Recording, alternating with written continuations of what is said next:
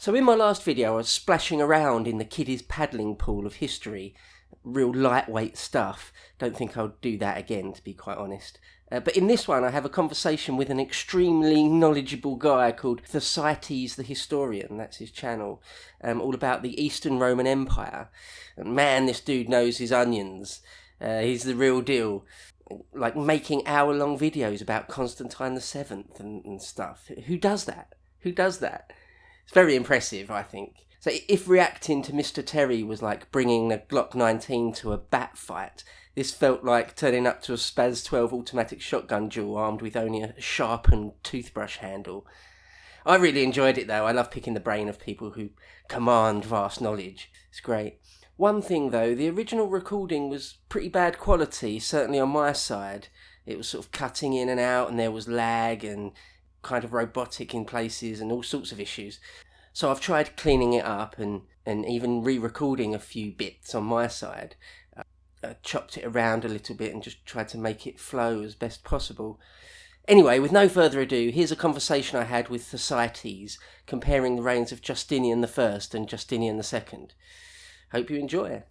Bosh. Hello everybody, Thersites the Historian here. I'm joined by History Bro. You can check him out on YouTube.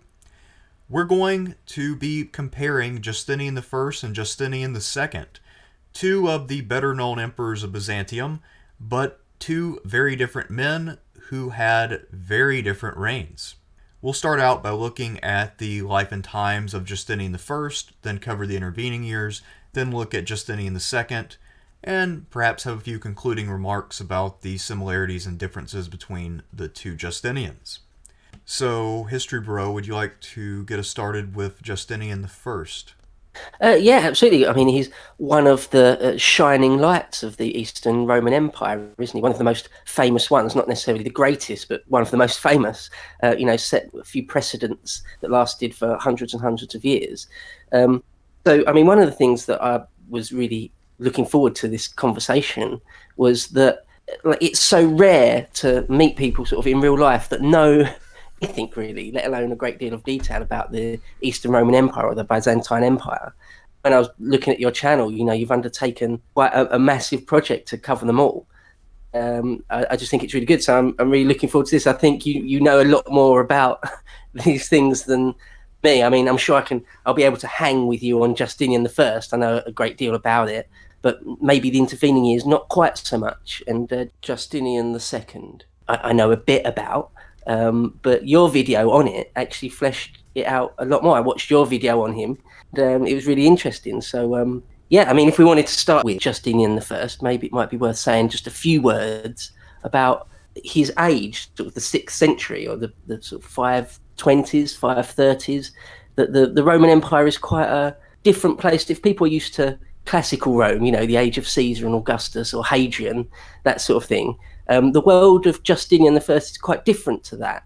Yeah, of course, we've had rule of 4 emperors and Constantine and all sorts of things have gone on, but the whole Roman world had shifted to the east, hadn't it? Rome itself was not really used as the capital for quite a while already. Ravenna had been used, hadn't it?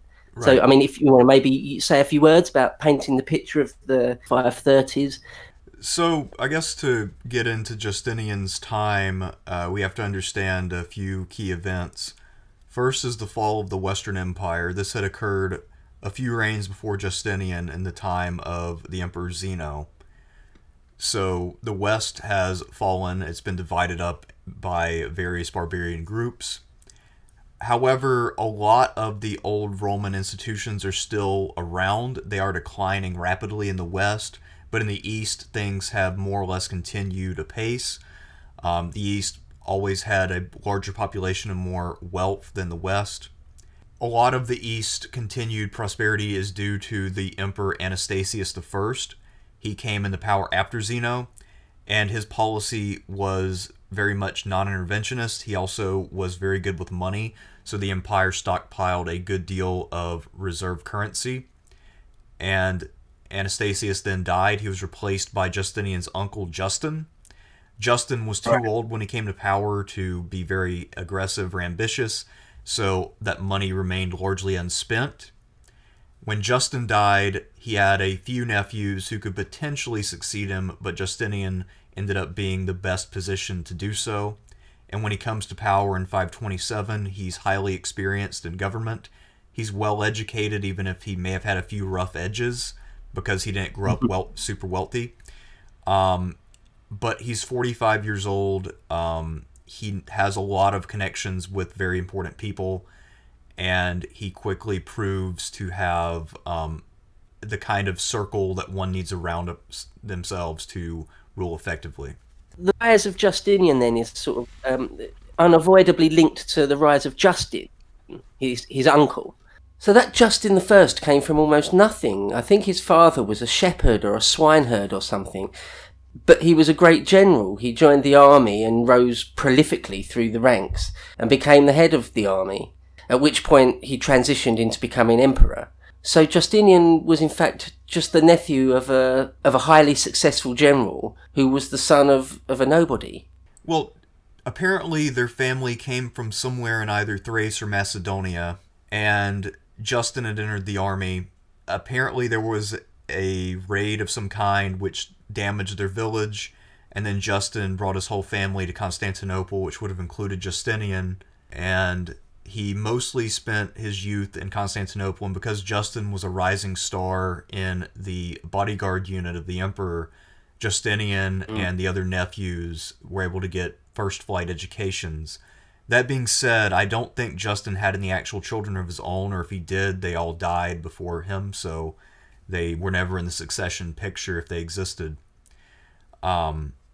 We know that Justinian definitely didn't start out in prep school, however, because Procopius, who's very much a class snob, demeans Justinian's education, which I guess means that Justinian maybe hadn't read 100% of the classics. Yeah. So you mentioned Procopius there, so a quick note maybe on the historiography. That is the main source we have, or his two histories. Yes. Procopius produced two histories of this period. The first one was the public one, which was actually commissioned by Justinian. This was the history of the wars. He also made one called The Buildings, which just talks about the things Justinian built, but that's kind of secondary. If you look at the history of the wars, Procopius does his best to minimize Justinian's role in this. He never says anything disparaging, but he also doesn't give Justinian a ton of credit.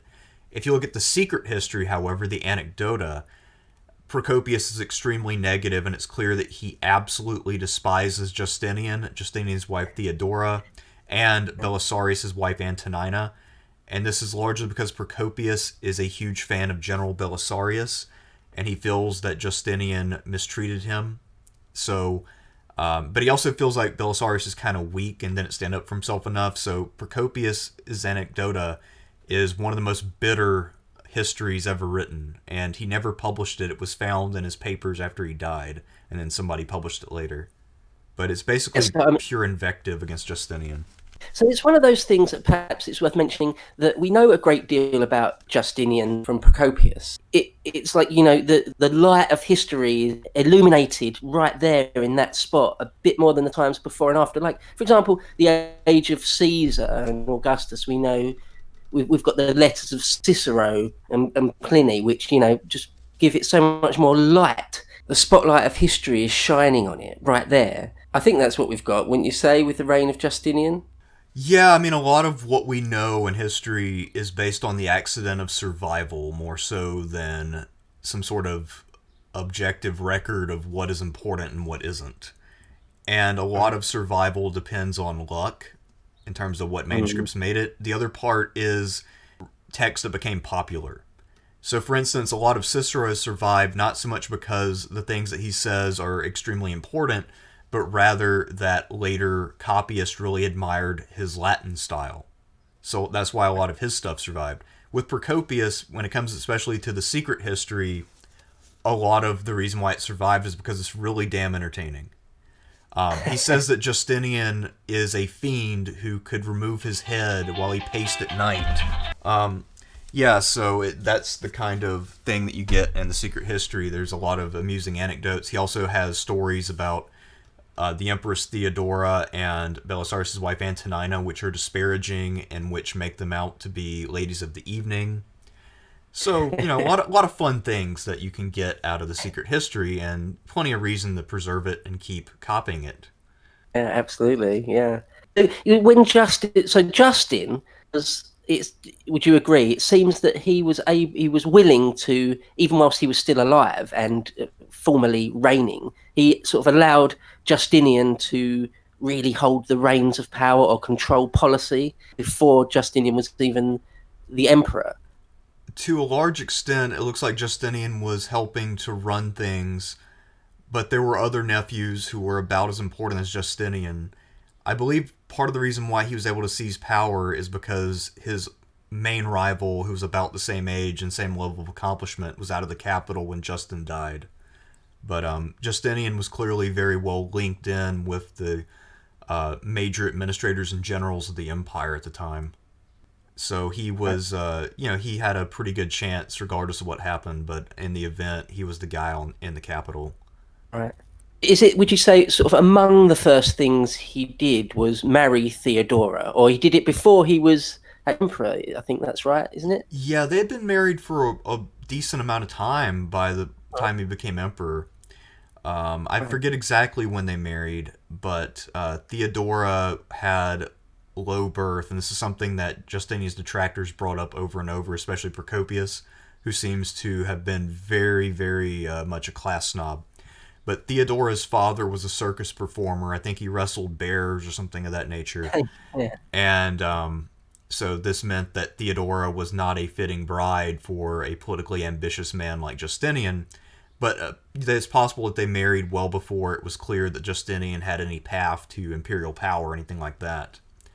But he kept Theodora as his wife. They never had children. One or both of them apparently was infertile. So apparently it was a love match, and it wasn't an attempt to form a dynasty with their marriage. Yeah, one thing I would say about that is in Gibbon, Edward Gibbon, he actually spends quite a lot of time talking about Theodora, and I guess it's nearly all taken from the history because it's very disparaging.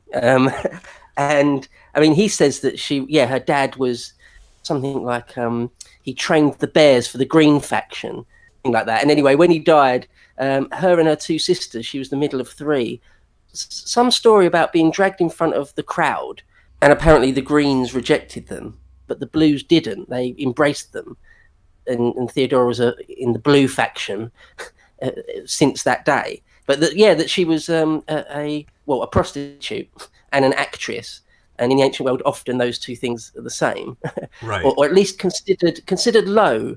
To pretend to be somebody else is sort of scandalous and wrong. It's funny how in our culture, being an actor is, a highly prized thing, one of the greatest things a lot of people think you could do. But then they thought it was, well, it's the same as being a prostitute, really. You're doing something that's wrong, really. Well, it's the same with doctors. I mean, I don't know how it was by this period, but if you go back, say, to classical Athens, most doctors were slaves, or at least they weren't very highly regarded, and most of their assistants were slaves. And again, very much in contrast with today's world, where most doctors own, a couple houses and maybe a boat. But yeah, so a lot of Gibbon, while we're on him for a second, one of the reasons why Gibbon doesn't really get read as much now is that he's very literalistic when it comes to sources, and he rarely interrogates them very critically.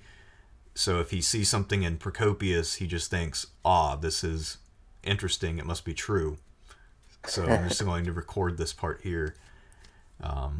But yeah, no, his section on Theodora is quite scandalous. I mean, it's all couched in extremely nice language, but he says she has implacable passions, or her venal charms. It's almost like an exercise in how he can say she's a prostitute in many different ways. right, within the confines of being an 18th century gentleman who's in Parliament.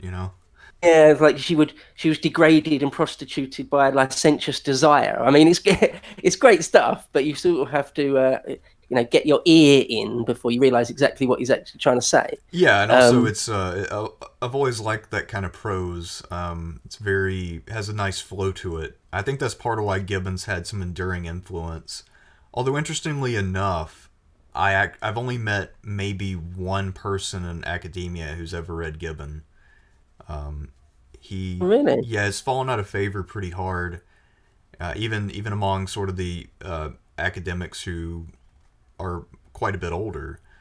All right, that's interesting because I really like Gibbon. I'm a big fan, and I mentioned it to someone. Well, in their chat, mentioned it to someone, and they had a similar reaction to you, like, "Oh, a bit, a little bit of distaste, like, oh, that's not really, that's not really top tier history anymore." And it's fair enough. He was a man of his time, of course, as all histories are. But as you say, I love the prose. I mean, it's great once you get used to it, because it is a bit turgid at first. Once you get used to it, I think it's great. Yeah, it's I used to one of my original ideas when I was first starting the Byzantine Emperor series, I was going to go back to Gibbon and look for his treatment of different people, because I figured that would be something that the public might be familiar with, but I eventually abandoned that because I never found a good, complete copy of Gibbon. It's surprisingly difficult to get the whole thing in print at a reasonable price. You can get the abridged versions pretty cheap, but the full versions tend to be a bit pricey for what you're getting. Yeah, I do own a copy of all the volumes, and I got it second hand, and it was still quite expensive. Yeah, quite right. But so one thing he said that actually made me laugh when I was rereading it the other week in preparation for this, he said about Theodora that the female mind is totally depraved by the loss of chastity. Now, if that isn't a dated line, I don't know what is. But Yeah, sometimes yeah, exactly. I mean, it kind of it's gives you comical. a sense of when he wrote it. Um, but also, it's kind of funny because that gentleman's history of Gibbon and those kind of guys. They would always look for the moral lessons for the present, and some of the things they came up with sometimes were pretty damn amusing. So Yeah, but I mean, so Theodora's story is really important to Justinians, though, isn't it? Because he makes her a joint empress. Well, that was actually, this is a question I wanted to ask you. Justinian had the law changed before he became emperor. I think under Justin he changed the law, had the law changed, because there was a law that you couldn't marry an actress or a prostitute if you were royal, I mean.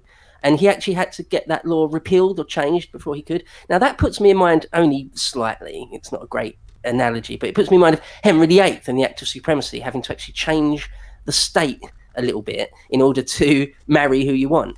What do you think about that? I think that's about right. Yeah, I mean, it effectively when it comes to those kind of laws, if you have power, you can get them changed, regardless of how strong the tradition supposedly is. Probably the best example ever, though, is Leo the Sixth, later emperor, who had trouble siring a male heir. So he needed to go through 4 wives before he eventually pulled it off, but the Orthodox Church at the time only allowed up to 3. So he had to get himself an exemption for that. And the church wasn't really willing to grant it, so he more or less did it and then legitimated it later by using power politics to get what he wanted. And he would have escaped completely scot-free had he just lived long enough. But he ended up dying a little early, and then he had a son, Constantine VII, who ended up growing up as a ward of a usurper, but still. Effectively, power can override any existing custom or law. And I think that Justinian II, Leo VI, and Henry VIII all show that. Interesting. So, like, that's what we're talking, like the 10th or 11th century, is that? Leo would be the late 9th century. Right. Let's see. Yes, late 9th. Because my command of all the emperors gets sketchy around there. I mean, that's why I'm so impressed with your series that's going on, that it covers all the bases. It's really good. Yes, because much beyond the period we're going to talk about, it does get a bit sketchy for me. Like the Basil II, August Slay. I know a few of the most famous ones. Again, I don't know them all. Like the kings and queens of England have almost complete command of that, and I can compare them, in my mind easily. But the late Byzantine period is a lot more cloudy for me. Oh yeah, I don't really know the kings of England very well, actually. So Theodora seems to have been, well, Gibbon's account, which again is I think is largely from the Secret History, paints her as a demon, that she has sort of peculiar prisons where she sort of personally, or is present personally, where people are tortured to death.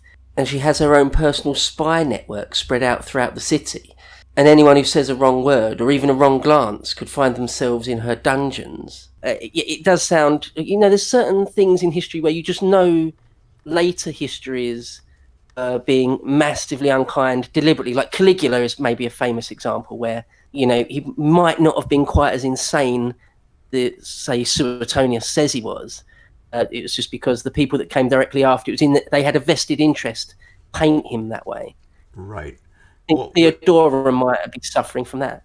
well, Theodora, I think what he's getting at is two things that are fairly real for a person at that time. One is that she was a woman who was exercising political power in a period where men felt that was inappropriate. So a lot of it is the fact that she has this power and influence, and Procopius, as someone at court, wanted more power for himself, and he saw his, part of his role in theory being usurped by some woman, especially some low-born woman, because anytime somebody's birth is less than fully imperial, Procopius just hates them and just despises them as some sort of mongrel. Um, so there's that part of it, the gender and class element. Another part of it is that Theodora apparently really did have a fairly effective intelligence network, and she was a first-class schemer.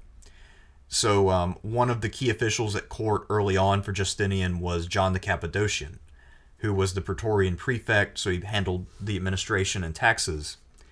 And Theodora was jealous because sometimes when she and John would advise her husband, Justinian would side with John. So Theodora conspired to make it look like John was guilty of treason by having him meet with Belisarius' wife, who happened to be her BFF. And then she had a couple of the other court officials, one of whom was Narses, the later general in Italy, standing by to listen in and see if John would say something treasonous and then either arrest or kill him on the spot. So, because of Theodora's intrigues, John the Cappadocian lived out most of the rest of his life in exile and lost all the wealth he had accumulated. Although a lot of it he probably stole, so, he's not exactly a victim here. Mm-hmm. But still, it does show that Theodora was very much managing the court, and that if you wanted to stay at court, you needed to be on her good side. Sure. She's got a bit of a reputation for cruelty. There's like an indelible stain on her memory. I don't know if that's fair or not, but talking about John the Cappadocian, that we could segue quite nicely into the wars, Justinian's wars, with Belisarius and Narses and things, because quite often if you read a book or watch a documentary about Justinian, often they will just have a whole section on that. I believe actually your videos, you broke it down into his wars and foreign and domestic policy as two different events, as two different things. So maybe his wars, he's sort of very, very broad stroke of the brush here, but he's sort of famed for reconquering the West, isn't he? Yes, although his first war was actually against the Persians in the east, the Iberian War. And after he won that, it was mostly Belisarius who won it, so Belisarius then became sort of the chief general in the empire, and so he was entrusted with the conquest of the Vandals in North Africa. That invasion took place in 533, went off without a hitch, and because that was such a brilliant success, Justinian was under the impression that his armies would easily reconquer the rest of the West and everything would move very smoothly. But that's not quite how that ended up playing out, of course, because Italy became something of a quagmire, the Great Plague broke out, and his other efforts to invade Spain were rather weak. Right, yeah. So Belisarius goes over there, and I suppose we get into that place where when an emperor has a single general that's too powerful, maybe a cliche to mention MacArthur, but any single general that has got huge numbers of men or legions under him, I don't think Belisarius' armies were that massive, but nevertheless, you've got a preeminent general who, if anyone's going to topple you, if anyone's going to march home and march on the capital and take your position, it will be a man like that. So you would have to be careful, but on the other hand, not be too paranoid. What do you think about the relationship between Justinian and Belisarius and how it changed over time? Well, I think at first Justinian was deeply grateful for Belisarius. He resolved the conflict in the east pretty speedily. He goes to Africa, gets that done in record time. And at first, the invasion of Italy is proceeding apace. Belisarius manages to liberate Rome and, a bunch of other important cities. But then he decides to pull Belisarius out. Now, there are a few times where he removes Belisarius because it looks like a war might be brewing somewhere else. But I think also Justinian was aware that any kind of highly successful and popular general is a potential threat to the throne, especially since Justinian by this time is already middle-aged and has no military experience, so he's never going to go out and win military glory. And he knows that most of Rome's emperors over time have been successful generals. So I think that it's not entirely crazy that he kept trying to keep Belisarius' glory limited. There actually was some method to the madness. That being said, it probably did prevent a decisive victory against the Ostrogoths. So his timing was bad, but the actual idea of keeping Belisarius in check was pretty rational. Yeah. And isn't there a period during the Italian Wars where Narses and John the Cappadocian, perhaps the next two most important generals, is there not an episode there where it's unclear who has overall command? Or it should be Belisarius, really, but there's some sort of insubordination from the other two. Well, John the Cappadocian never really left Constantinople. He was mostly just an administrator, but Narses had some issues with other generals, including Justinian's nephew Germanus wasn't one. And I can't remember, there was another guy who was a fairly successful general, but I don't think he was ever really commander-in-chief, but he won a good number of battles. His name escapes me right now. But anyway, there were some command issues, and there were times when Justinian was loath to appoint a commander-in-chief in Italy because he didn't want anybody to win too much glory. And that is where Totila manages to really get the Ostrogoths back together and start retaking territory. And this is partly why Italy declines, because of all the damage done from this prolonged war. So if he had just let Belisarius finish the job, Italy might have been secured without a lot of damage, and then it would have been a fairly rich and prosperous addition to the empire rather than a quagmire. Right, yeah. I mean, if we could talk about Rome itself, the city of Rome, briefly. But by this point, well, in one of your videos, I actually heard you give an opinion that I thought was really interesting, because different historians, I think, argue about to what extent Rome had declined by this period. Say that the 530s or 40s, they say some on one end of the spectrum, they say it was almost like a ghost town. There's just a few a few starving cattle roaming around the forum. And others say, actually, no, there's still tens of thousands of people there, surely. I wonder what your thoughts were on that. Pre-plague, let's say Okay. Justinian. So, what? If we're talking about Rome under the Ostrogoths, I feel like it probably had a few 100,000 people. I'm trying to think how many you could sustain based on local grain, because for Rome to be at its peak size from antiquity, you required a lot of grain from what's now Tunisia. So if you're not really getting that because Tunisia is controlled by the Vandals, unless you're getting it through trade, which is possible, I'm guessing that the limit on the population would probably be around a couple 100,000. The aqueducts are still running, so there's water. You have overland connections in Italy, and the Ostrogoths control most of it, so you have enough food if you redistribute it. So I imagine it's still a pretty functional city. It's a little depopulated, but it's still recognizably Rome. Until they start cutting the aqueducts during all the sieges of the Gothic War.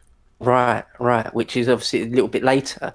But I wanted to ask you then about the plague, because the plague of Justinian is, obviously quite famous. Some people say it might not have been quite as bad as the Black Death of the 1348-49 period, but it wouldn't have been far off. It was sort of almost as bad as that, a big percentage of everyone died, that the world was, or society was fundamentally different afterwards. Yeah, it's hard to say. I think it's safe to say that it did hurt more urbanized areas worse than more rural areas. And because the Byzantines at this time had, several fairly substantial cities and they had army camps, this means that they would have lost more proportionally than their enemies. So this was definitely a factor. And if you had to look at any one factor as to why Justinian's conquest petered out, I think it would be the plague. Because it did a lot of damage both population-wise and revenue-wise. Whereas if you look at the damage it did to Rome's enemies, I'm sure people died, but it was not quite the same. Not to mention that most of the barbarian armies that Rome fought against, with the excluding the Persians, were not as dependent upon revenue and regular pay. So if revenue goes down for them, it's not as big of a deal. Whereas with the Roman armies of this period, if they can't pay them, it becomes a huge problem. Right. I don't know if you've ever heard about this. I might be getting this mistaken or mixed up with something else, but have you ever heard that during the reign of Justinian, or around the time of the plague, there's also really, really bad summers in Europe and the Near East? There's basically no real heat during the summers, and it meant loads of crops failed, and it was just like compounding disaster upon a disaster. And so famine ensued even harder than it might have done. I don't know if you've ever heard that. I have heard some theories about climatic problems at that time. And there's also there have been studies where they show that whenever you have climatic disruptions, that this is when you see a lot of state failure. And it's actually a pretty well established pattern throughout history. The Bronze Age collapse corresponds with some significant enough climate changes. So I wouldn't be surprised if that was the case, but I don't know for certain. I mean, I feel like, there was a cold spell in the 6th century, but I don't know exactly how cold we're talking. Sure. One little picture I always have in mind when I think about this period is that post the city of Rome, post-plague, that maybe I'm exaggerating it in my mind or making it more romantic in one sense of the word romantic, but that the Rome in the post-plague of Justinian would have been some sort of almost semi-deserted hellscape, something out of a dystopian idea of the past. Not necessarily for very long, maybe only a generation or not even that, but an account or two I've read somewhere, maybe years ago now, seemed to paint it as something, a bit ghostly. I can imagine that. But if you think about how many people once lived in Rome, even if the population sank to 50,000 or something like that, it would still seem pretty abandoned. So I don't think it ever truly got to the point where it was a literal ghost town, but it did get to the point where people could just kind of reside where they wanted because there was a lot of empty space, and people started to slowly dismantle ancient monuments to get parts. Especially the Catholic Church, as they started to build more and more churches, they would just remove stones and different construction materials from ancient monuments and repurpose them. And there wasn't really anybody there to stop them because the city was largely depopulated. Yeah, so I mean, jumping back to Constantinople, maybe we could talk a little bit about the factions from the Hippodrome, because it seems to me, I'm not going out on a limb here, there's been an awful lot written about it. It seems to me that those factions, there were 4, the red, the whites, the greens and the blues, but the main 2 were the greens and the blues, that they really were like really organised crime syndicates of a type, and they infected everything, every facet of the state, of the apparatus or the bureaucracy. I mean, is that your impression? Yeah, I think they probably were a little closer to organized crime than they were to sports franchises, which is the other comparison people use. That being said, we know surprisingly little about them, other than that they like to cause problems, and that they had questionable affiliations, and they also had their own fan bases and whatnot. It's also possible they had some sort of neighborhood association quality to them, where if you were a member of one of these factions, you got certain benefits out of it.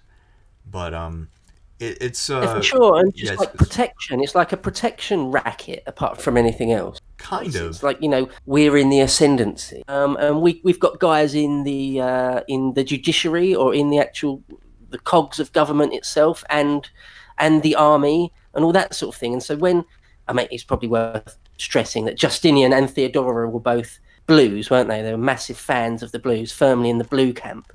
And it seems, what line did I read here? That the blues were insolent with royal favour. In other words, at some point, the blues realised that they could really push their luck and get away with a lot because they knew that they had the favour of the emperor. Right. And that at some point, the blues got really out of control. Yeah, I mean that's probably a big factor. It's hard to say exactly what differentiated the blues and the greens. It doesn't seem like there was any real political division aside from who knew who, and also who had connections with the throne at this time. And then I guess the whites and the reds at this time were more or less the minor league teams for the greens and the blues. I can't remember which one was associated with which, but each one served as more or less a subordinate group for either the greens or the blues. Oh, probably we should say for people who might not know that in Constantinople there was a hippodrome, like, Yeah. a giant stadium type thing, and it was just really massive. It could hold tens of thousands of people. And it was for chariot racing. Yeah, chariots. And one thing I read said that sometimes they'd have 20 or even as 40 chariots racing around it at once. I mean, it puts me in mind of NASCAR, where there's just too many. There's too many vehicles out there, and you're going to have the big one. There's going to be just massive pile-ups.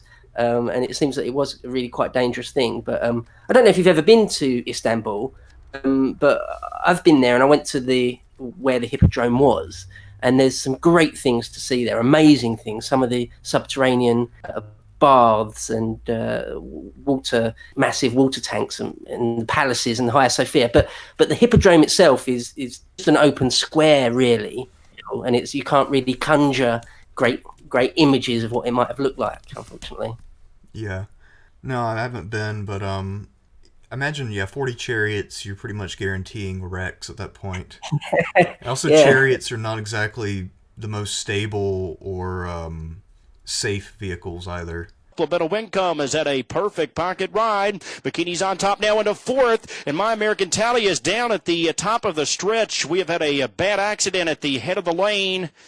So I suppose this gets us on to the riots, the Nika Riots. It's like one of the most important episodes again, I suppose, in Justinian's reign.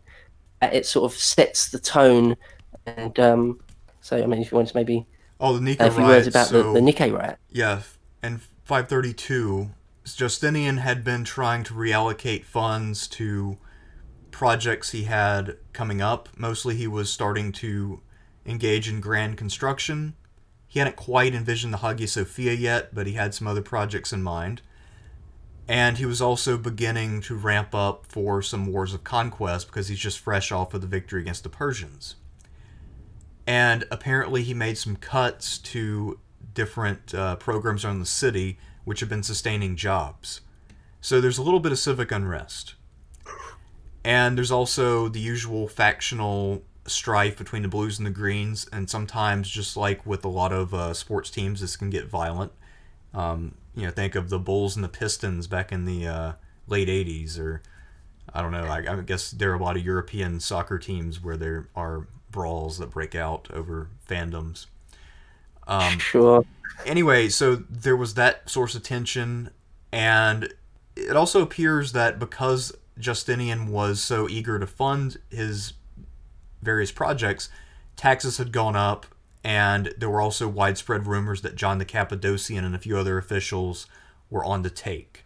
So people were upset, and there was a lot of tension in general, and at one of the races something happened, and it kind of spiraled out of control, and then a senator named Hypatius tried to become emperor using the power of the circus factions. And this created basically a state of siege between the palace and the Hippodrome, which are right next to each other. And at first, it looked like Justinian was going to be able to resolve this peacefully. He managed to hold off the initial mob, and then he sent out Narses with gifts to win back the blues. It looked like it was going to work, but then when Belisarius tried to arrest Hypatius, the crowd defended him, so a full-scale battle broke out. And the situation was dire enough leading up to that decision to fight it out that Justinian had considered fleeing the capital. But then Theodora effectively told him, no, you're going to stay and fight. I rose to this position as Empress, and I'm not going back to being a common woman. As my husband, you will stand and fight. We'll either stand or we'll die.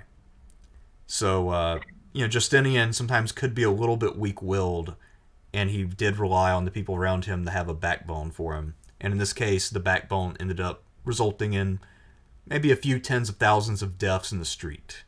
So I heard Theodora. I think the line attributed to her. She said, "I'll never flee in terror from the capital. I would rather the throne become our sepulchre. I'd rather die a tomb. I'd rather that our throne become our tomb than ever leave." I mean, it's good stuff. But yeah, he seems to have lost his nerve, but then not, and then sent the men in. And somewhere else read it was about 30,000 fans, Chariot fans, shall we say, that were massacred inside the Hippodrome.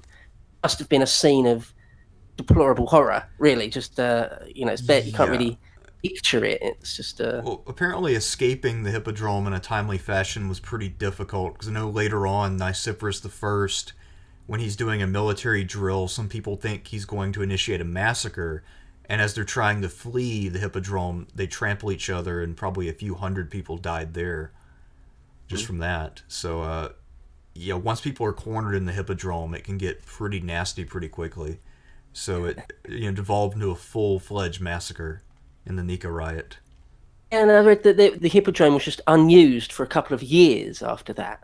But then when they did eventually start putting chariot racing on again, the factions just started more or less where they'd stopped and just carried on with their shenanigans, because these factions do crop up, don't they, in later periods? They do. I think that they did tame down over time, though. Although a lot of that is just because once we get, say a century or so after Justinian, we see a pretty significant drop in the population of Constantinople for a while.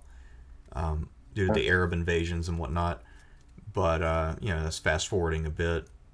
So I suppose getting towards the end of Justinian's reign, because he had a fairly long reign, really, considering how relatively old he was when he ascended to the purple. But Theodora dies before him. I mean, are there any sort of highlights from Justinian's later reign, or any themes from his reign that are sort of worth mentioning? Well, later on in his reign, he becomes more like his uncle Justin in the sense that he relies heavily on his nephews to help him administer his empire. So that's actually a pretty big factor later on, especially once we get past about 550 or so. He also keeps shuffling generals, and with the exception of Narses, he rarely finds anyone who's very good outside of Belisarius. But Belisarius is also getting old by this time. So, his ability to be deployed is diminishing. At one point, Justinian actually deploys a general in his 80s to Spain, a guy named Liberius. And apparently this is a few years after Liberius was turned down for a command in Italy because he was too old. So I guess he got younger a few years later, I don't know. But anyway, Justinian's later reign, not actually terribly eventful in terms of foreign policy, and a lot of his domestic projects had also already been finished. So obviously the highlight of his domestic program was the construction of the Hagia Sophia, and that began not long after the Nika Riots, which in part helped to burn down the previous building and gave him an opportunity to rebuild in grand fashion. I don't remember exactly when it reopened, but probably by about 550 or so. Then he also did a reorganization of the law code. That was his other major contribution. But the corpus, which would stand for, I think, over 100 years, actually. And it was the last Byzantine law code to be put in the Latin. It's also one of our most important sources for Old Roman law because it preserves so much, along with the Theodosian Code from about a century earlier. Anyway, his law code was a huge deal, but I think he did that fairly early. So his later years, a little bit depressing. He was increasingly alone and reliant on his nephews. And when he dies, his nephews will also compete for the throne. Both of them are named Justin, and one of them wins. So, Right, yeah. I mean, one other thing I think we failed to mention was that during the plague, Justinian caught it, and he looked deathly, looked like he was certainly going to die. Theodora took over the reins of power in that brief period, but of course he didn't die; he recovered. But I thought we just mention that real quick. But yeah, so when Justinian does die, as you mentioned, I think right near the beginning, he didn't have any children of his own, and so yeah, it has to go. Well, is it Justin the Biter? I think you heard that in one of your videos. Yeah, there were two Justins, and I guess in theory they should have been pretty similar because they were both nephews of Justinian and had held similar positions, but the one who probably would have been a better ruler by virtue of not going insane did not end up getting the throne. Whereas the other one who went crazy a little after coming to power ended up being the successor. Right, so I mean, it's always really difficult, isn't it, to make any sort of medical diagnosis, let alone sort of mental health diagnosis. Right. I mean, especially when, especially when things like that could come from a head injury, which is sustained. Also, I guess head injuries can lead to mental problems long after they occur too.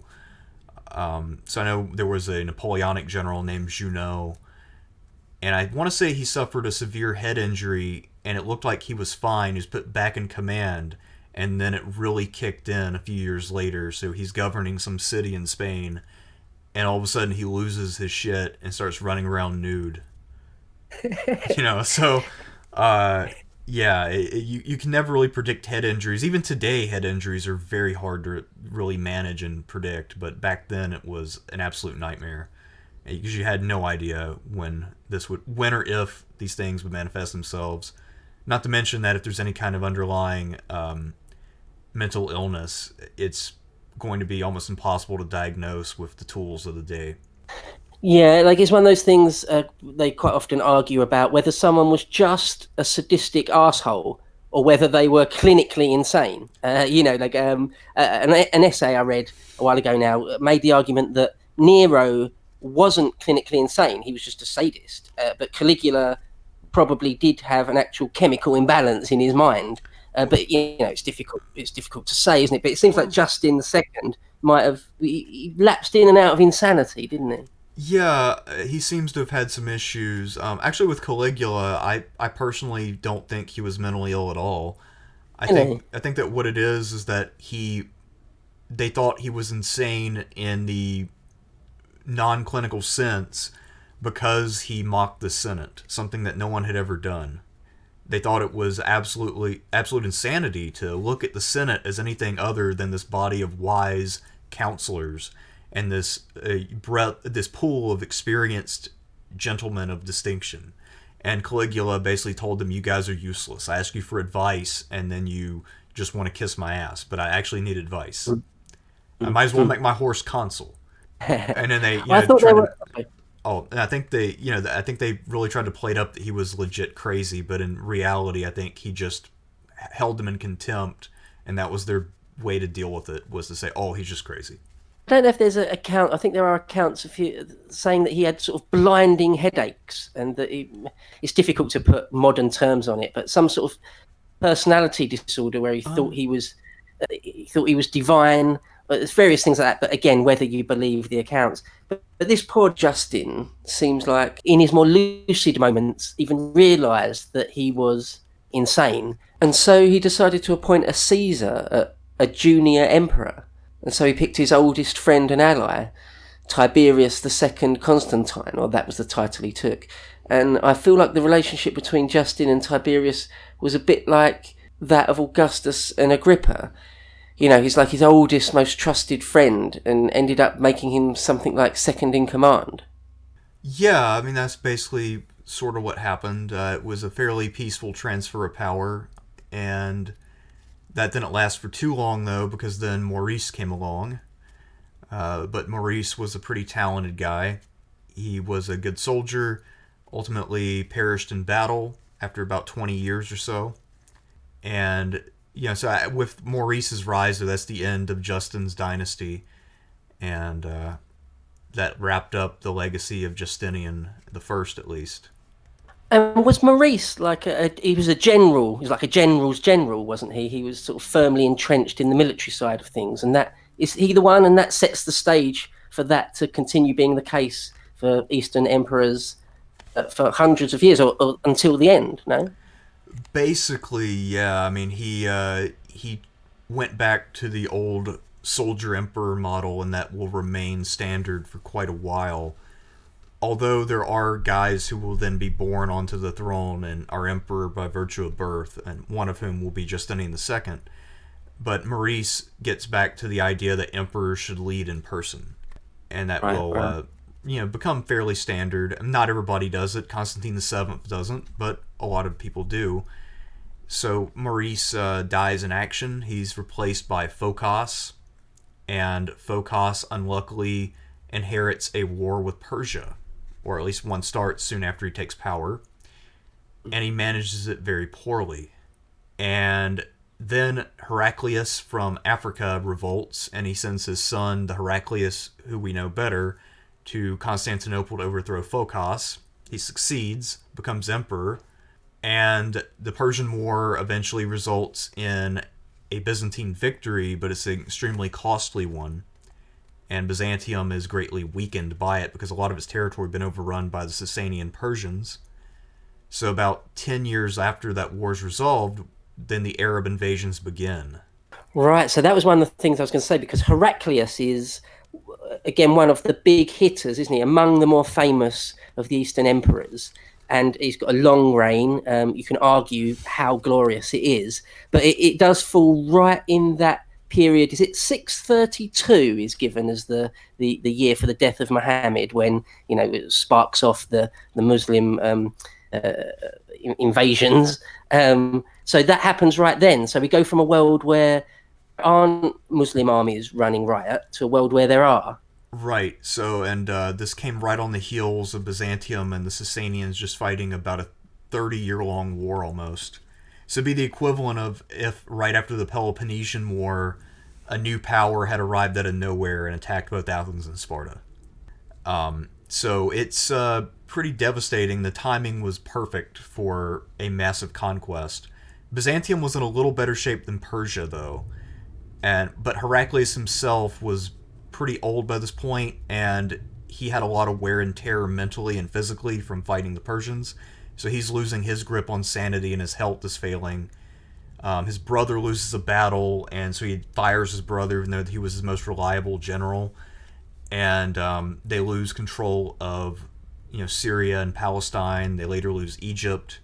And Heraclius then retreats behind the Taurus Mountains and goes home to Constantinople to die. His eldest son is sickly, and he dies soon after, leaving the grandson, Constans II, in charge at about the age of 16 or so. And he doesn't do super well, ends up dying in Sicily trying to fight Arabs who have penetrated that far, on some weird idea of reviving the West by the personal presence of the emperor. So that leaves his teenage son, Constantine IV, in charge. And Constantine IV is the father of Justinian II. Constantine IV doesn't reign for long, and he does, however, serve as the first emperor to defend Constantinople with Greek fire. So it's invented in his reign. It repels an Arab fleet.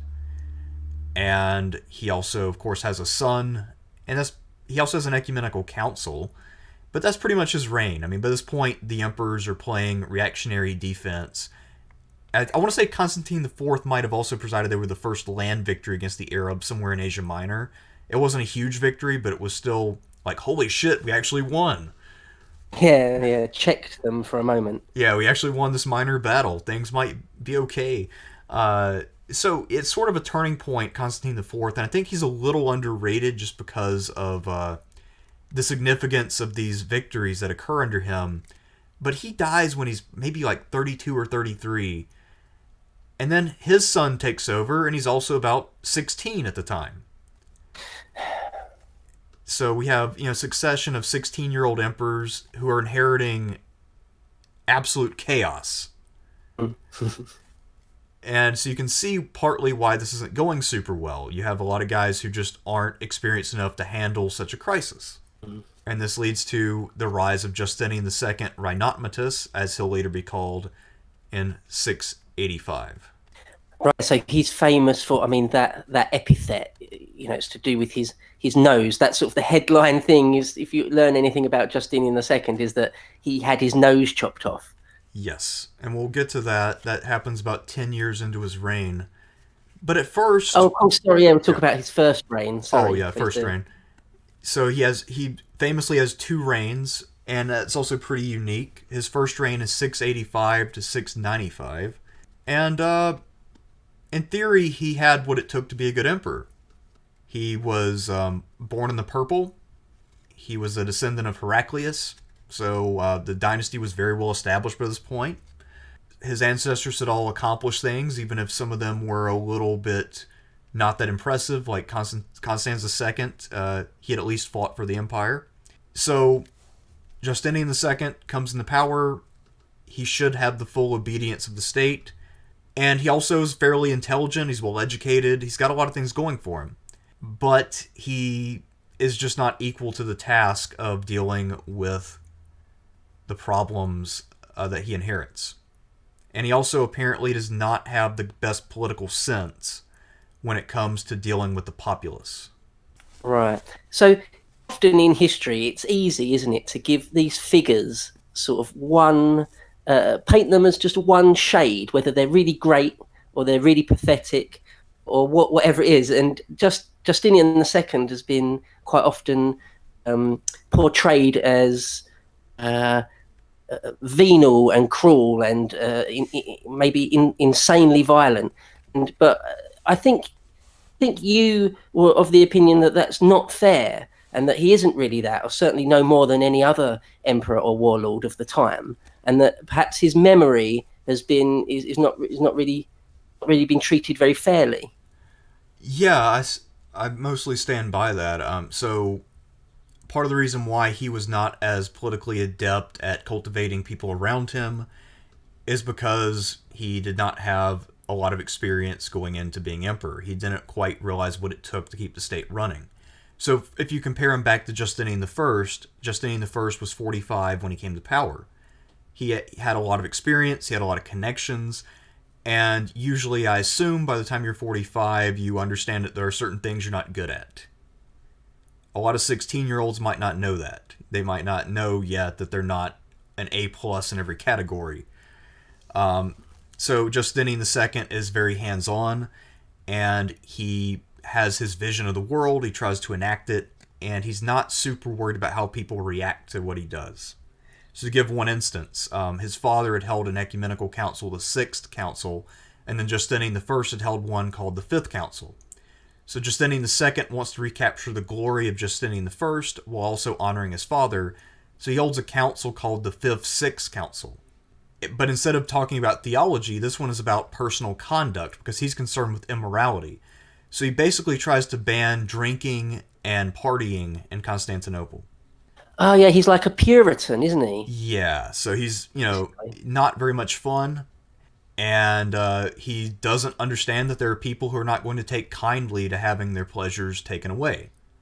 So yeah, I think of him possibly as, because he was quite young, or very young, really, to ascend to the diadem, that he was just, and he had a reputation for being some sort of Puritan, that, yeah, I don't know if it's entirely unfair, just that he just didn't have the worldliness. Yeah, I think that's a way of putting it. Like, as you say, to compare him to Justinian I, who probably was quite worldly, really quite savvy by the time he got to be emperor, and that Justinian II just, really, really isn't that.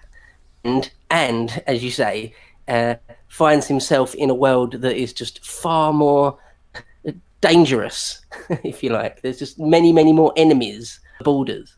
Right. So he usually, the assumption in a lot of the sources, and keep in mind, all the sources are written by very rich, well-born people, is that everyone loves emperors who are born in the purple. And Justinian II, so in theory, because he's born in the purple, everyone should love him. But I think what a lot of writers like Procopius from the time of Justinian I don't realize is that people will love someone right up until the point where that person makes life worse for them. Mm. And Justinian II, by trying to take the fun out of life, alienated a lot of the people who otherwise might have rioted at his removal later. But as it is, he managed to alienate the common people by being anti-drinking and dice and all that other stuff. And then he slowly but surely alienates a lot of the officials around him by being kind of generally arrogant. That being said, Justinian II is a pretty intelligent and well-informed guy in general, but he doesn't really have very good people skills, at least not early on. He thinks that he's there to be the savior of the empire. He probably has some idea of himself as appointed by God in some way. But there are people around him who probably think he's just a punk-ass kid. But it never occurs to him that this could be the case. So he slowly but surely alienates a lot of the people around him. He also is a decent general, but not a great one. So he doesn't win any signal victories which really solidify him with the army. So he doesn't really have a strong base of support. The people are pretty indifferent at best. The people around him don't like working with him, and then the army isn't blown away either. So as things continue to not go super well, if there's an ambitious usurper who rises up, people might be willing to give that guy a shot. And that's what happens. Yeah, I was just going to say, so he gets usurped, doesn't he? Yeah. I forget what there was a battle he lost which kind of led to this. I can't remember the name of it, but effectively he was doing pretty poorly in one of the wars, I think against the Bulgars perhaps. But one question I wanted to ask you just before we go into his period of exile was about the sources actually on Justinian II, the main two sources, but that they themselves were a good 100 years later. Now, I'm not that familiar exactly what was going on 100 years later, what sort of factions were in control. So I don't know if you could maybe shed a little light on it for me. Well, I want to say Theophanes is one of the major sources for Justinian, and he's sort of a 9th century guy. Mm-hmm. I'm not sure exactly how the politics of the 9th century would have shaped the memory of Justinian II.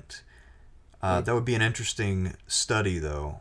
Unfortunately, I don't know quite enough about that to really comment. But I guess it could just be that because the time of Justinian II wasn't super well recorded, it falls more or less in what is known as the Byzantine Dark Age.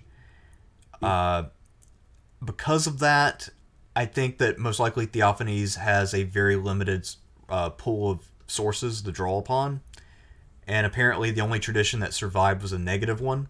Because we know that there were other people who were more impressed by Justinian II than Theophanes. There are contemporary accounts from other civilizations. I think it was an Arab source perhaps, talking about a treaty that they made with Justinian. And in that one, he comes across much better. He seems like he's very knowledgeable and a pretty good diplomat.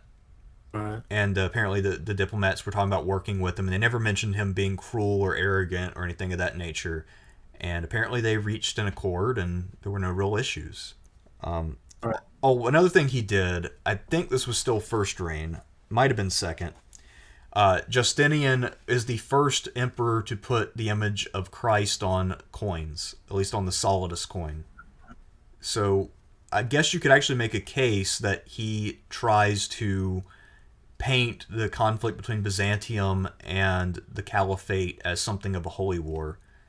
And it also pisses off Egypt because they were sending him materials.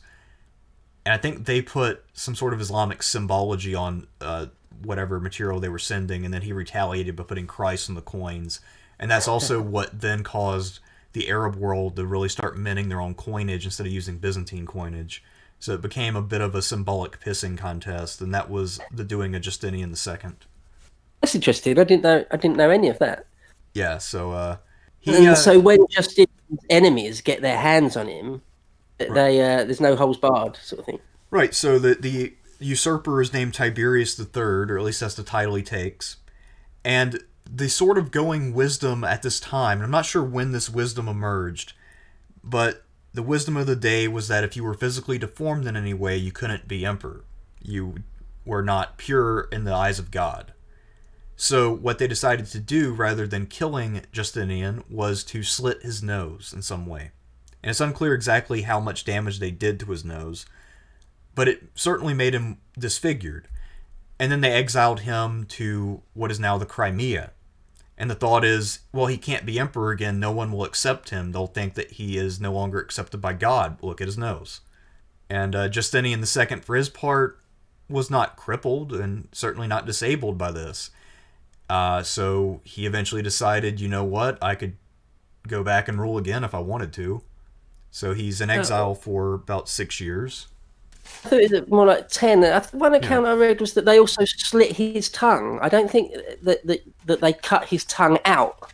They did something else to his tongue, and that having your nose cut off is still a pretty extreme thing, though. I mean, obviously he didn't die from it, but it's a pretty brutal thing. You've got to sort of saw through the cartilage on the bridge of your nose and hack it off entirely. Pretty disgusting, but yeah, he obviously survives it. I think in a later period, they looked back at Justinian II and said, okay, that's not enough. We'll start blinding people. You've lost your eyesight. Probably, a lot more, it's practically harder to reign. Yes. So basically that's his other great contribution to the long-term history of Byzantium, is that he proved that a little bit of disfigurement doesn't necessarily serve as a deterrent if you're determined enough to get back into power. Whereas not being able to see can cause some real problems. Yeah, so he's out of favour for like 10 years, but he's somehow able... I don't know if you can give me some detail on this. Like, how exactly does he... Oh! It's that the usurpers that usurped him, they themselves become very unpopular, don't they? Well, a couple different things happened. So back in Constantinople, the first usurper, Tiberius III, didn't do super well. He got usurped in turn by Philip Bardanes. While all that's going on, Justinian is walking around the city of Cherson, bitching to anyone who will listen about how terribly he was treated, and looking for supporters pretty openly. But no one's really helping him out, so I guess the authorities don't take it seriously, and they just kind of let him wander around and bitch. Because, he's the great-grandson of Heraclius, so no one wants to kill him. And then he comes into contact after he is... I can't remember whether he was contacted or whether he escaped from Cherson. He visits the Khazars, and he marries the daughter of Busir, who is the Kagan of the Khazars. And they come to an arrangement where if the Khazars help him reclaim power, he will reward them. And his wife takes the Byzantine name of Theodora, probably in honor of, the original Justinian I. Yeah. It appears that his first wife probably died earlier, or maybe they were divorced when he was deposed. It's not really clear. So he takes a new wife, and now he has a Khazar army. He was able to then retake Constantinople between that and also just the unpopularity of Philip Bardanes. So then in 705, he re-enters the city, and he has both usurpers taken before him. The guy who overthrew him, Tiberius III, had been a monk for probably about 7 years at this point. He uses them as footstools while he watches the games. Mm-hmm. And then he has them led out to be executed, and the whole crowd sings the Te Deum, and then both men are put to death publicly. It's a great bit, isn't it? I actually think sometimes of where he's used them as footstools, has them sort of kneel down, he rests his feet on their back, sort of thing. That's the image I have in my mind.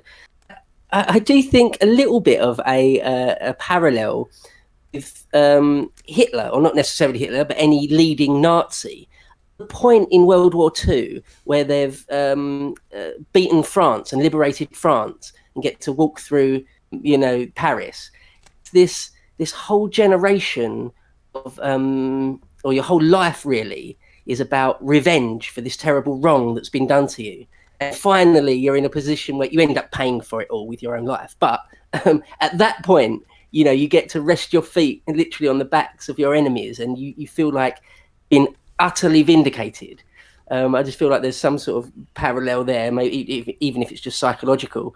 But I imagine Justinian II that day, when he's come back and, resting his feet on his two main enemies and then having them executed, and he gets to, regain power. I mean, what a vindication! What a roller coaster! There aren't that many examples of this, are there? Really, throughout all of history. Yeah, I mean, it's a pretty epic moment, I think, and I can't think of any close parallels to it. I guess in a way, Constantine VII, after he liberated himself from the usurpers, is somewhat comparable, but he didn't have quite the same sense of drama with it, and certainly there was no public execution of his enemies. But yeah, this is, I guess, a revenge fantasy playing out in real life. I guess maybe that's why people regard him as, sort of this icon of cruelty. Yeah, like they say, like his whole character is just absolutely consumed by revenge. I mean, not necessarily. If he wanted to come back to power, he needed to take revenge. But I mean, yeah, there's a fair few examples of people that have been pinnacle of power, lost it, and then come back. It's Grover Cleveland was a president who was president twice with an interval. I mean, Churchill was minister twice. He was prime minister again in the 50s, or Gladstone and Disraeli were both prime minister multiple times. But getting to actually execute your enemies, Yeah. This is great stuff. Yeah, it's pretty unusual, to say the least. That being said, I guess it comes across probably as more cruel to us today than it would have to his contemporaries. Because unlike a lot of other emperors who were just content to send somebody off to a monastery with a nose slit, Justinian II could claim to be a rightful, lawful emperor because he was born into the purple. And he, again, has descent from Heraclius. His father, Constantine IV, defended the city with Greek fire. And he can also say, I imagine he's, a pretty self-righteous guy, given his birth and everything else. Look, my crimes were losing battles that everybody else would have lost too, and I tried to make the city more moral to gain the favor of God. So if you want to go against me, that's fine, but this is what's going to happen. Because I'm back, I'm in charge, and anyone who wants to disobey will meet a similar fate. So I think he had to establish that he was not to be trifled with, and that his new deformity was not important. Right. So I think it was actually a pretty rational act, even if it was dramatic and probably fairly cruel. I imagine not a fun thing to live through for either of the usurpers. Yeah, no, I don't blame him as a man of his time. Whilst they lived, they may well have had a faction around them. It seems like a reasonable thing to have done at the time, given the context and everything. But his second bite of the cherry, so to speak, was quite different to the first. It only lasts about 6 years. Yeah, about 6 years. It goes to about 7-11. Yeah, and so that is looked at as it's less successful, wouldn't you say? Yeah, a lot of it is that his usurpers didn't do him any favors in the intervening years because they were not very successful themselves. So Justinian is back in power, but things are not necessarily great. He also now owes a debt of gratitude to the Khazars, and that will be a problem. It also helps to undermine his credibility because he used a foreign army to come back to power. So he has a problem now where his presence is required in terms of leading armies, because even though he's not a great general, he's still at least a reliable one who won't, say, use the army to overthrow himself. That's always a plus. And there are threats on the frontiers. But if he leaves the capital, intrigue might break out in his absence. However, if he's not with the army might have a general who revolts. So Justinian II is in a hard place, and it's actually pretty impressive he managed the last 6 years. Just because there was very little legitimacy with his return, and the Byzantines, by and large, were looking for a new leader who could guide them successfully. and it'll be a while. They actually go through a few more emperors before they settle on Leo III. So he doesn't really have too many large successes in his second reign, although he does engage in some treaties. And I believe some of the treaties from this time he's described fairly positively by the foreign ambassadors. And I forget the details of the treaty, but it was a fairly intelligent agreement. So he had a certain flair for diplomacy, and he clearly had a little bit of grand strategy at least. But ultimately, I think his position at home was a bit undermined just by previous events and the fact that he had to worry both about the loyalty of the army and people in the capital. So I feel like his position was kind of almost impossible. Yeah, he had enemies on all sides. Yeah, it would have been a tough spot to. I mean, he would have had to have been one of those guys in history that just has an endless string of military victories to really stand a chance. Yeah, I mean, he would have had to become Trajan, basically, and he didn't. So, did he come to a sticky end in the end? Yeah, so he eventually has to go out on a campaign, and so he leaves with his army, and he's going to try to intercept, I believe it's a Bulgar army, and while he's gone, one of his enemies takes another army and seizes the capital, so then that cuts off his retreat, and although he has an army with him and he's willing to fight to gain his way back into the capital, the fall of Constantinople makes his soldiers more or less abandon him. And then he's just kind of arrested and put to death. It's pretty anticlimactic. Did they just chop his head off and throw him in the sea? Something like that, I think. I forget the exact way he was killed, but it was not very dignified, certainly. I mean, it's a stark contrast, really, to Justinian, who died in his bed, presumably. I don't know exactly if he was in bed or not, but you know what I mean. He wasn't murdered. Right. It's quite a stark comparison. The juxtaposition between them is quite striking. I would say Justinian I is not glorious in the sense of, say, an Alexander. Close. It's not a massive exaggeration to call his reign a golden age. Well, I mean, if you can be, sorry, go on. With Justinian I, I feel like he is much more of a bureaucrat than a soldier. I feel like he's more of an emperor along the mold of an Anastasius or Constantine VII than, an Alexander or a Basil II or someone of that nature. So I feel like he's almost a different kind of cat, a different beast altogether. But yeah, he certainly got to die in his bed. He had some achievements that got passed on. His last years were fairly lonely, but there weren't any smashing tragedies which really just completely destroyed his legacy or anything like that. Whereas Justinian II, his end is pretty sad. And the worst part is that his son is also executed. He has basically a toddler at this point. Maybe he's 5 at the most. He had a son with his wife Theodora, and basically his mother is trying to take care of his son, but assassins come and remove the child from the grandmother and then kill him in cold blood. That's really sad, isn't it? It's a horrible image. And that's actually how the line of Heraclius ends. You have about a 5-year-old child being seized from an old woman and run through with a sword. Yeah, I mean, I can only really characterize Justinian II's reign as a failure. I mean, there's ups and downs, but that's why it's so interesting that there are so many ups and downs and twists. So it's not just an abject failure. Far from that. But ultimately, yeah, he's killed, and his little 5-6-year-old son is just murdered by enemy soldiers. It's hard to paint that in a good light. Yeah, it's I think Justinian II is one of the more interesting emperors, but I don't think he rates among the best. Well, I mean, just as a sort of anecdotal thing, but if you can be Justinian in some of the versions of Sid Meier's Civilization games, where I don't think you can choose to be Justinian II, it's sort of it speaks volumes that one is sort of a titan of history, deservedly or not. the other one isn't. It's sort of, if you have a very surface level, armchair sort of level of understanding of the Eastern emperors, you just know that he's the one that had his nose cut off. Right.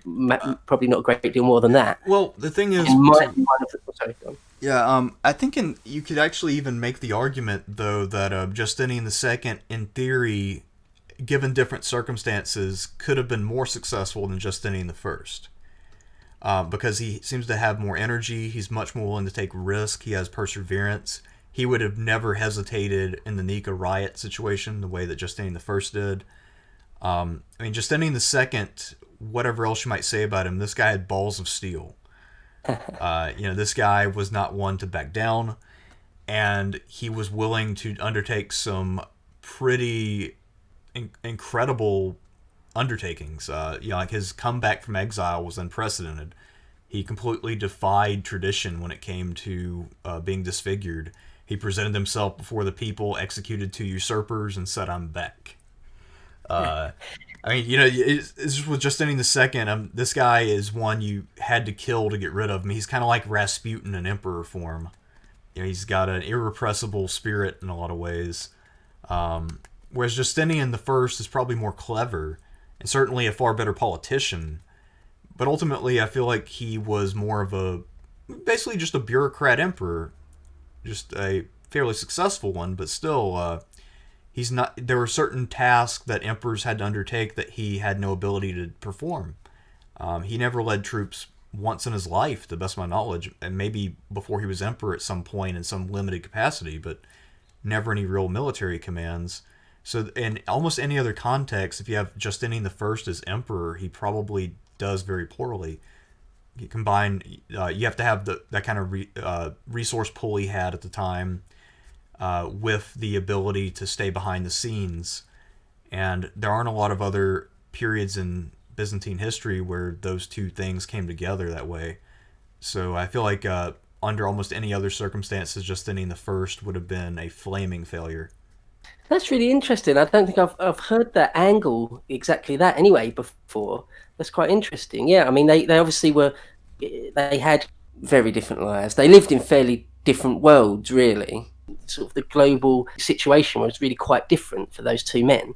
But yeah, where Justinian II, he was a bit of a gambler, or he was prepared to gamble. He was prepared to throw the dice high and, to stand the hazards of the die, so to speak. And whereas, Justinian I seems to have been like a savvy political operator, but maybe not much more than that, but though that's plenty. But yeah, just two very different guys, lived very different lives, and just happened to share the same name. Yeah, and I imagine too, had Justinian II gotten a few more years to mature before he got to power, I mean, say if he had even had 5 more years and come to power at 21, I think he actually had the innate ability to be a good emperor.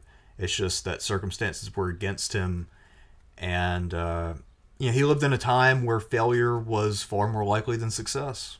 So I think that was really a lot of what undermined him, was just coming into a situation he did not have the ability to handle. Mm-hmm. And of course, the period, the few generations directly after him, tumultuous, right?